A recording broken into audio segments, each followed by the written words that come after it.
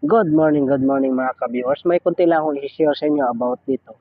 Sa yung isang wheel seal po ay panay po siya nagle-leaking. So, apat na mekaniko na po ang nagpalit nito. Pero ibang lahi po siya. Tsaka pang lima ako nito kasi tinawag na ako ng engineer. Sabi na ikaw gagawin mo to kasi panay pa rin leaking daw eh. So, ang kaibahan lang kasi ng ibang lahi ay minsan nakapokus lang sila dun sa oil seal.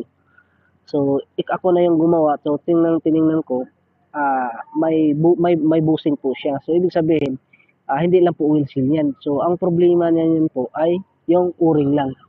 So, kadalasan, kung magpapalit ng palit ng o-ring kasi oil seal yung iba, oil seal lang. So, yun lang nakapokus sila doon. Pero, yun nila alam, may nakatago pa lang oil seal. So, yan po yung ginawa ko. So, siyempre, alam ko na yan kasi nangyari na yan sa akin din last year. Ganon din pinagawa pa rin sa akin. So, nagtaka din ako kasi pangalawang mekaniko na ulit pa rin siya. Pang tatlo din ako. Nung taka ako, bakit nakatatlong wheel seal na siya? So, tiningnan ko ulit. So, gagaya din yan sa bulbo.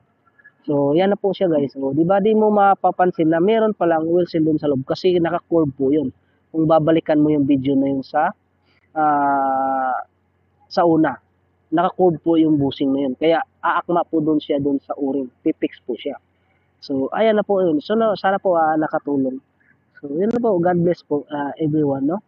At basta lagi niyong tandaan ay hindi po lahat ng sa propeller na oil seal lang yung tubig. Minsan may mga ganyan po na mga unit.